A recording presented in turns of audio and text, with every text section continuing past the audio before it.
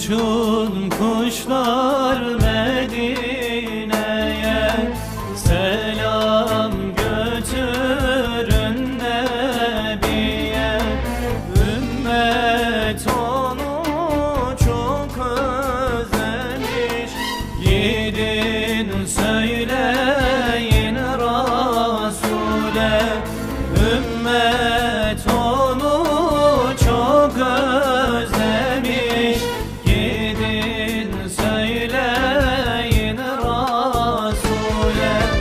Bedir'de mi, Uhud'da mı, nerede beklesek seni? Safa'da mı, Merve'de mi, beklesek ey Nebi seni? Bedir'de mi, Uhud'da mı, nerede beklesek seni? Safa'da mı, Merve'de mi, beklesek ey Nebi seni? Abi ismimiz hep olsun.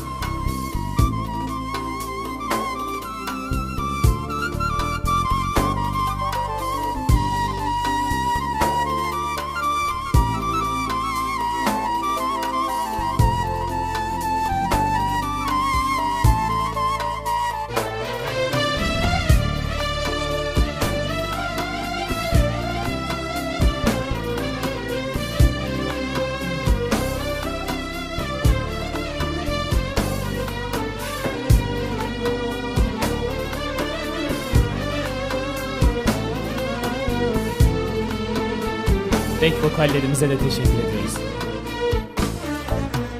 Binlerce yıl geçse bile Resul hala yeryüzünde.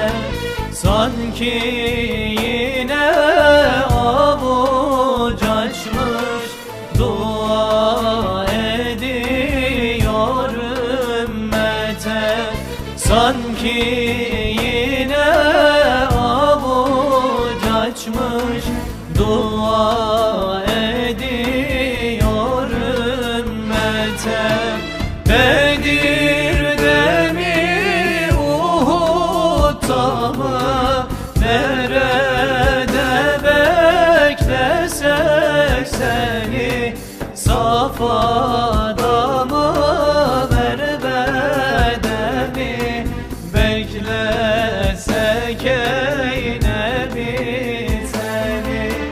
Bedir'de mi, Uhud'da mı, nerede beklesek seni? Safa'da mı,